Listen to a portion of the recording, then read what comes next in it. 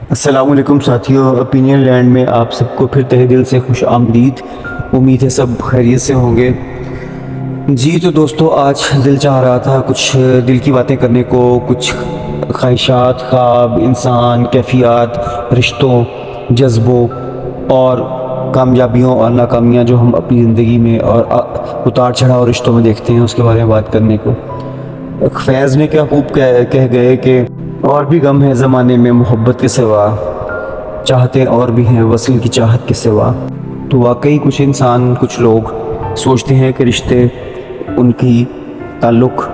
ان کے دوسروں کے ان کے ساتھ اور معاشرے میں پھیلے ہوئے لوگوں کے ساتھ ہم جو تعلق بناتے ہیں، شاید وہ کچھ مخصوص ہم ذہنی، جسمانی، مادی، معاشی، معاشرتی اور دیگر تعلقات کی بنا پر بناتے ہیں۔ رشتے تو ساتھیوں کچھ آفاقی ہیں جو کہ ہمیں قدرتی طور پر ملتے ہیں، والدین، بہن بھائی اور دادا دادی، نانا نانی اور چچا ماموں، تایا، خالہ، پھوپھو، یہ سب رشتے جو ہیں یہ قدرت نے ہمیں دیے ہیں۔ خون کے رشتے ہیں، یہ وہ رشتے ہیں جو ہم نبھائیں، ہم سے نبھائے جائیں، ہمیں خوشی دیں، تکلیف دیں، یہ ہمارے ساتھ ہیں۔ اور یہ قدرت کا بہت اصول ہے، اس کے پیچھے بہت بڑی حکمت ہے۔ اب رہ گئی بات وہ رشتے جو ہم دنیا میں خود قائم کرتے ہیں، جس میں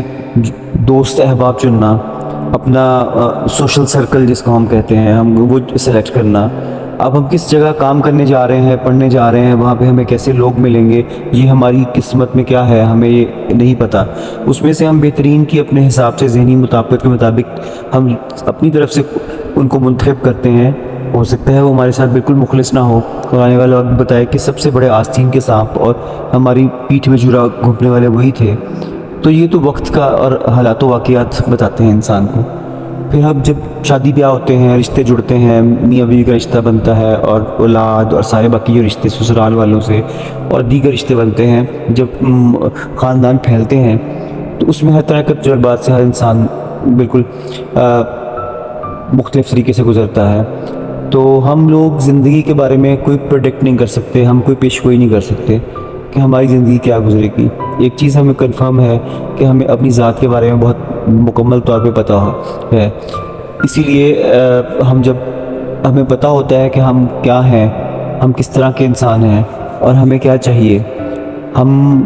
اگر غمگسار ہیں تو لوگ ہماری غمگساری، ہماری مخلص ہونے، ہمارے خلوص، ہمارے اخلاص کا اتنا زیادہ ناجائز فائدہ بعض دفعہ اٹھا جاتے ہیں کہ وہ ہمارے کندھے پہ رکھ کے اپنے سارے رونے لگ جاتے ہیں، ہمارے کندھے پہ بندوق رکھ کے بھی چلا جاتے ہیں، دوسروں کے ساتھ کو بھی تکلیف دے جاتے ہیں۔ اور جب ہمارا وقت ہوتا ہے، ہمیں مشکل، کوئی تکلیف، کوئی دکھ، پریشانی، آزار، کسی ذہنی جسمانی تناؤ تکلیف میں ہوتے ہیں، تو وہ لوگ موجود نہیں ہوتے، وہ اپنا آپ پیش نہیں کرتے کہ آؤ ہم سے اپنا دکھ سکھ کر لو۔ آپ کو پتہ ہے کسی کی بات سن لینا، اس کا دکھ سکھ میں ساتھی بن جانا کتنا بڑا مذاق ہے۔ خوشی تو انسان اکیلے بھی منا لیتا ہے، انسان کو تکلیف میں، مشکل میں، آزمائش میں، دکھ میں دوسرا ساتھی چاہیے ہوتا ہے۔ اور اگر آپ کا ساتھی، چاہے وہ آپ کے خون کے رشتے ہوں، چاہے وہ آپ کی میاں بیوی کا رشتہ ہو، آپ کی اولاد ہو، آپ کے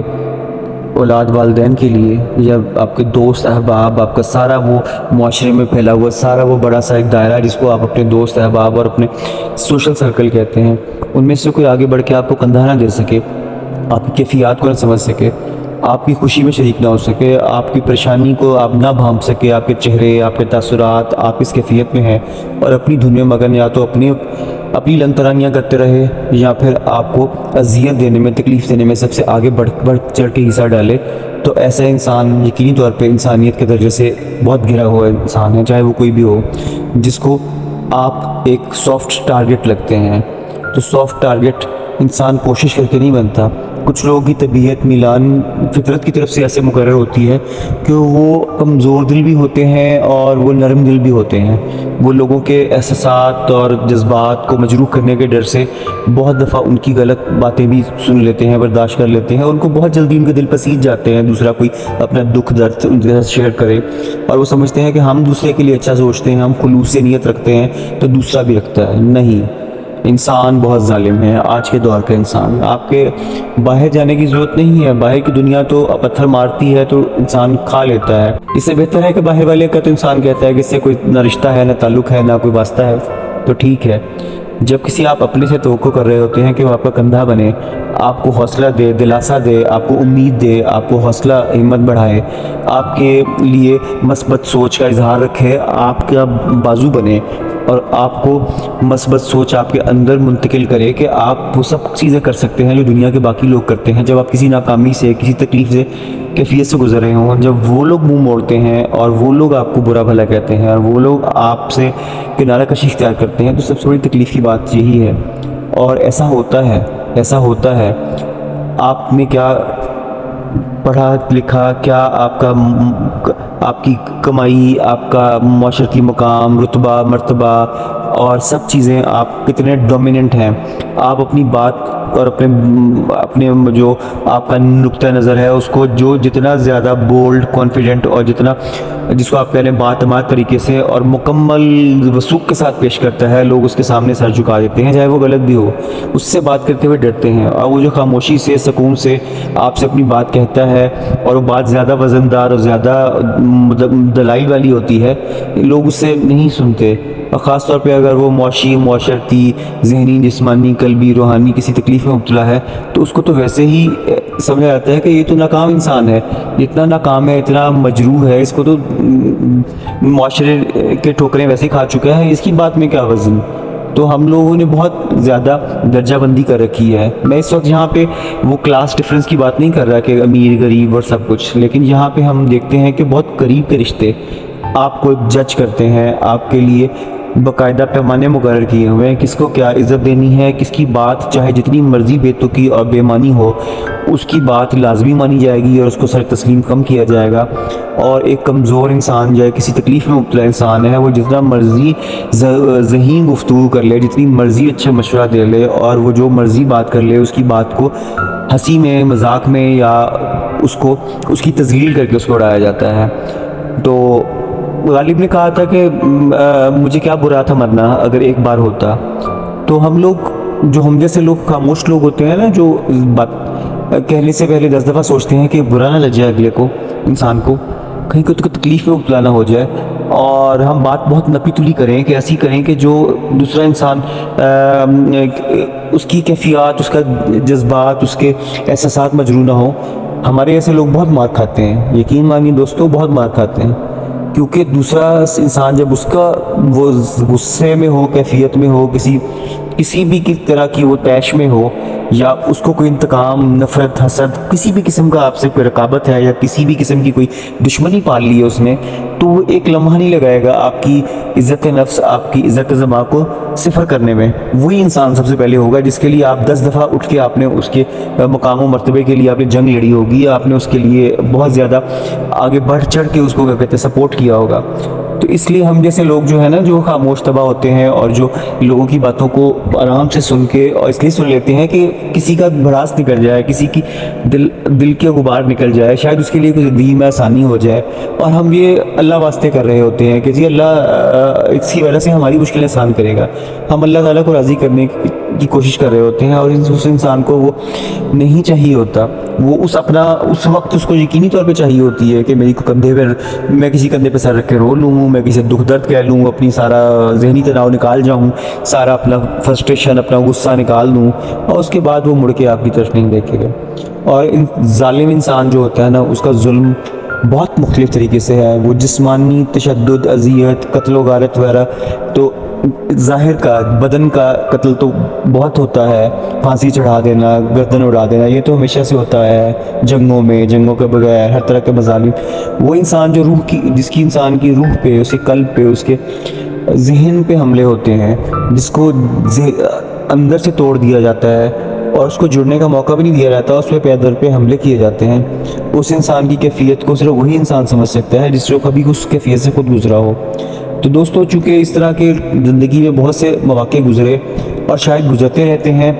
معاشرتی طور پہ اور دنیاوی اعتبار سے جو لوگ کامیاب نہیں کہلاتے. آپ کو پتہ ہے کامیاب لوگوں کی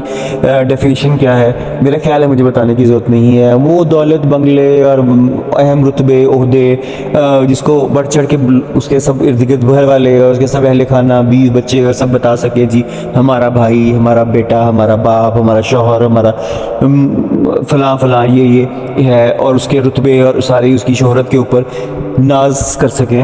تو وہ لوگ تو ان کو ہر قتل جائز ہے، ان کو ہر برائی جائز ہے. وہ جو بظاہر کچھ بتانے کے لیے نہیں ہے، اس کے پاس کسی وقت مشکل وقت میں سے گزر رہا ہے، کسی تکلیف دہ فیز میں سے گزر رہا ہے، وہ ہمیشہ ایسا نہیں ہے. وہ بہت پرمغز ہے، بہت لوگوں کا ہمدرد ہے، ہم خیال ہے، لوگوں کی تکلیف میں مدد کرتا ہے. وہ اس کی باتیں بے معنی ہیں. تو یہ جو درد سہنا ہے نا اپنے اندر کا، اور اپنے اندر کا قتل ہوتے تھے، اپنی نفس کا، اپنی ذات کا کچلے جانا، اور عزت نفس کو ہر روز جو انسان دوسرے کے ہاتھوں قتل ہوتے دیکھتا ہے اور پھر بھی خاموشی سے صبر کرتا ہے، اس کا صبر اس کو کہاں لے کے جاتا ہے یہ تو آنے والا وقت بتائے گا. اللہ تعالیٰ نے فرماتا ہے کہ ان اللہ مع الصابرین، کہ میں صبر کرنے والوں کے ساتھ ہوں. صبر کرنے والوں کے ساتھ رب ہے تو ان کو مشاہدہ کس طرح ہوتا ہے. زندگی میں بہت سے واقعات پھر ایسے ہوتے ہیں جن سے پتہ چلتا ہے کہ صبر کرنے والے، قناعت کرنے والے، شکر کرنے والے اور مشکل تکلیف کے وقت اپنے آپ کو، اپنے سارے جذبات و احساسات کو قابو میں رکھ کے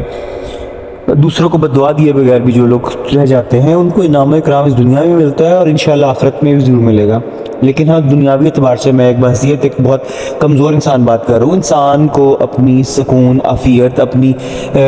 تذلیل ہوتے کوئی بھی انسان نہیں دیکھنا چاہتا. تو دوسروں کو خیال رکھنا چاہیے. دوسرے کے لیے تذلیل آمیز لفظ، اس کے لیے ذلت آمیز لفظ بولتے ہوئے، اس کی تحقیر کرتے ہوئے، اس کی عزت نفس اور عزت زبان کچلتے ہوئے، اور اس کو برا بھلا کہتے ہوئے، اور اس کو، اس کی روح کو، اس کے نفس کو، اس کی ذات کی کرچیاں کرتے وقت انسان کو سوچنا چاہیے کبھی کسی کی جگہ پہ کہ اس کی جگہ پہ اگر میں کھڑا ہو گیا یا کھڑی ہو گئی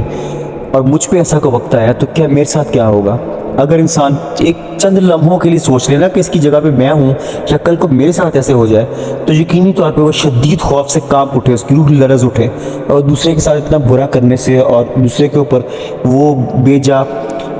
بھرمار کرنے کے، اس کی تذلیل کے لیے، اس کی حقارت اس کو دینے کے لیے، اس کو برا ثابت کرنے کے لیے اور اس کے بارے میں برے الفاظ بولنے کے میں محتاط ہو جائے. اگر اسے مکافات عمل کا ڈر ہو، اگر اسے مظلوم کی آہ عرش تک پہنچنے کا ڈر ہو، اور اگر اسے یہ پتا ہو کہ صبر جس نے کر لیا، قناعت کر لی اور خاموش ہو گیا، اس کا فیصلہ اللہ تعالیٰ نے اپنے ہاتھ میں لے لیا. جس دن یہ پتہ چل گیا اس انسان کو کہ جس نے دوسرے کے ساتھ تکلیف دی، اس دن اس کے رونگٹے بھی کھڑے ہوں گے اور اس سجدے میں گر کے شاید ساری زندگی باقی کی معافی مانگتا رہے. ایسا وقت آنے سے پہلے ساتھیوں ہم سب کو اپنے گریبان میں جھانکنا چاہیے اور ہم سب کو اپنا محاسبہ کرنا چاہیے اور دوسرے انسانوں کو تکلیف میں دینے کی بجائے تکلیف سے نکالنے کی کوشش کرنی چاہیے. اور اشفاق احمد صاحب کی اس دعا پہ میں اختتام کرتا ہوں اس ویلاگ کا کہ اللہ تعالیٰ آپ کو آسانیاں عطا کرے اور آسانیاں تقسیم کرنے کا شرف عطا کرے. آمین. کاش کہ ہم آسانیاں بانٹنے والوں میں سے ہوں، نہ کہ مشکلات، تکلیف، اذیت دینے والوں میں سے ہوں. اللہ کبھی ایسے انسانوں میں نہ شمار نہ کرے اور نہ ہی ان لوگوں میں دنیا اور آخرت میں ان لوگوں میں شامل کر کے حساب کتاب لے. ابھی وقت ہے، کسی کے ساتھ زیادتی کر دی، ظلم کر دیا، اس کو تکلیف دے دی، جسمانی، ذہنی، قلبی، روحانی، زبان سے، عمل سے، اس کو کسی بھی طریقے سے اس کو کچھ بھی تکلیف دے دی، توبہ کا وقت ہے، معافی کا وقت ہے. دیر نہ لگائیں. بھاڑ میں گئی ساری یہ دنیاوی عزت اور سب کچھ. فوراً جائیں، معافی مانگیں اس سے. اگر وہ موجود نہیں ہے تو اس کے اہل خانہ سے معافی مانگیں، اس کے جو لواحقین ہیں اس سے معافی مانگیں، اور اللہ تعالیٰ سے معافی ہر وقت مانگتے رہیں. ہم لوگ گناہ گار ہیں، ہر روز ہمارے گناہوں کی پتہ نہیں فہرست کیا اللہ کے ہاں پیش ہوتی ہوگی. اللہ تعالیٰ معاف کرے، اللہ تعالیٰ رحم کرم فضل فرمائے، خاص طور پہ بالخصوص تمام کلمہ کو مسلمانوں پہ. اور اپنا خیال رکھیے گا. انشاءاللہ جلد نئی ویڈیو کے ساتھ ملاقات ہوتی ہے. اللہ حافظ. بہت شکریہ.